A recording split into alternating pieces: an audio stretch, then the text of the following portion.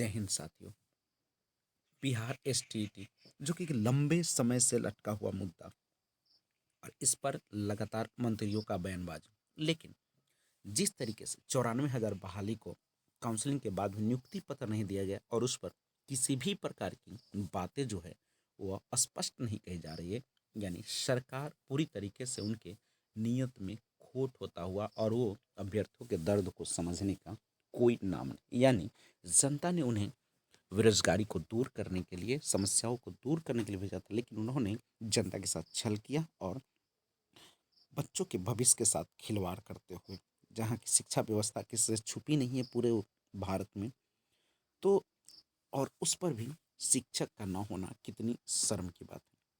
और जब शिक्षक सारे अहर्ताओं को, सारे जो है चीज़ों को पूरा करते हैं, फिर भी उनको जॉब के लिए लाठियाँ खानी पड़ती हैं, उनको सड़क पे धरना देना पड़ता है।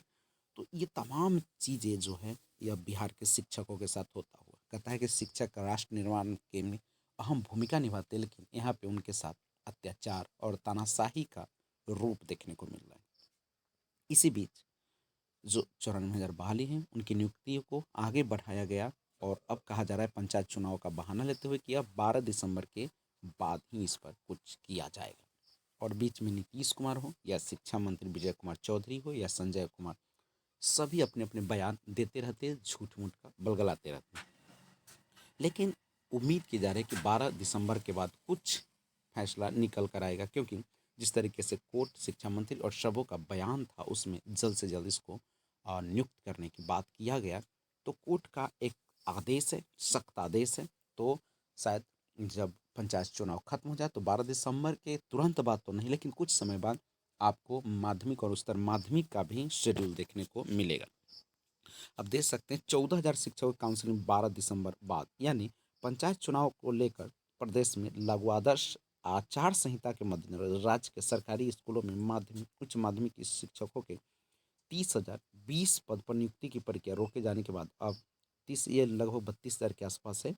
अब प्रारंभिक नियोजन भी स्थगित किया जाएगा। इसको लेकर विधिवत आदेश जारी हो सकता है और शिक्षा विभाग इसकी तैयारी कर रही है। राज्य के प्रारंभिक विद्यालयों में 94,000 शिक्षकों के पद पर नियोजन की प्रक्रिया जुलाई 2019 से चल रही है और जुलाई अगस्त 2021 में 2 चरणों को अंतिम रूप से चयनित मेधा सूची की शिक्षक काउंसिलिंग हुई और 2 चरणों की इस प्रक्रिया में लगभग 85,920 सीटों के विरुद्ध महज 38,014 शिक्षक चयनित हुए, जबकि 47,906 पद रिक्त रह गए। रिक्त पदों में ज़्यादातर महिलाएं समेत अन्य आरक्षित कोटि के हैं।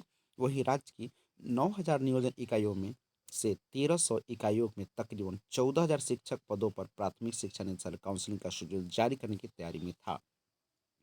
तो ये लगातार चर्चा में है। स्थगित निर्वाचन आयोग ने पंचायत चुनाव के बीच नियुक्ति प्रक्रिया को नहीं दी है इजाजत और माध्यमिक के बाद अब प्रारंभिक शिक्षकों का नियोजन भी हो रहा स्थगित।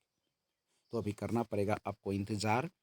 प्राथमिक और मध्य विद्यालय शिक्षक के 38,014 पद पर जो काउंसलिंग के अंतिम रूप से चुन लिए गए, उन्हें भी नियुक्ति पत्र के लिए अभी इंतजार करना होगा, क्योंकि नियुक्ति पत्र भी नियोजन इकाइयों के प्रमुख द्वारा ही दिया जाना है और इसके लिए तिथि भी वही निर्धारित करेंगे और यह निर्वाचन प्रक्रिया के समाप्त होने के बाद ही होगा। यानी अब यह अंदाजा लगाया जा सकता है कि जनवरी के बाद ही कुछ कहा जा सकता है, क्योंकि दिसंबर तो ऐसे ही निकल जाएंगे।